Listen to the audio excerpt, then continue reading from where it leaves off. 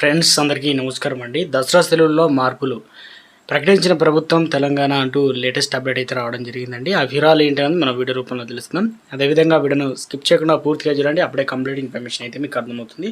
మీలో ఇంకెవరైనా సరే మన ఛానల్ సబ్స్క్రైబ్ చేయకుండా వీడియోస్ ఉన్నట్లయితే దయచేసి మన ఛానల్ సబ్స్క్రైబ్ చేసుకొని bell button all notification activate చేసుకోండి. అదేవిధంగా చూస్తున్నారు కానీ లైక్ చేయడం మర్చిపోతున్నారండి. దయచేసి లైక్ చేయండి. ఇక లేట్ చేయకుండా వీడియోలోకి అయితే వెళ్ళిపోదామండి మనం.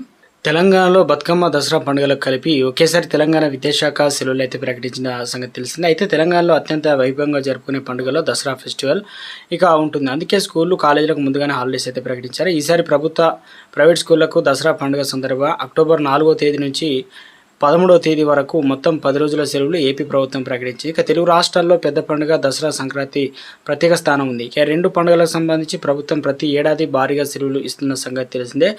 ఇక ఈ పండుగలను తెలుగు రాష్ట్రాలు అంగరంగ వైభవంగా చేసుకుంటారనమాట.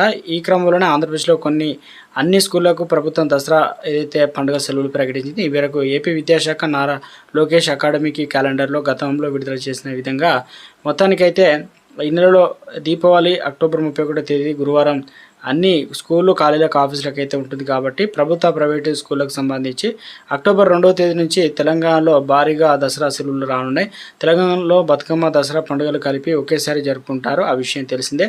ఇక్కడ బతుకమ్మ, దసరా పండుగలు అత్యంత ఘనంగా జరుపుకుంటారు. ఈ మేరకు తెలంగాణలో సెలవులు అక్టోబర్ 2వ తేదీ నుంచి 14వ తేదీ వరకు, అంటే 12 రోజులు అయితే హాలిడేస్ అయితే రానున్నాయన్నమాట. తెలంగాణతో పోలిస్తే ఏపీలో దసరా సెలవులు తక్కువగా ఉన్నాయి. ఈ సెలవులు ప్రభుత్వ, ప్రైవేటు ఏదైతే పాఠశాలకు సమానంగా వర్తనే. మరో పండుగ దీపావళి అక్టోబర్ 31వ తేదీన అన్ని స్కూళ్ళు, కాలేజీలకు కూడా ఆఫీసులకు సెలవులు అయితే ఇచ్చిన విషయం తెలిసిందే. ఇక బ్యాంక్ సెలవులకు సంబంధించి ప్రతిరోజు బ్యాంకులో ఏదో పని ఉంటుంది.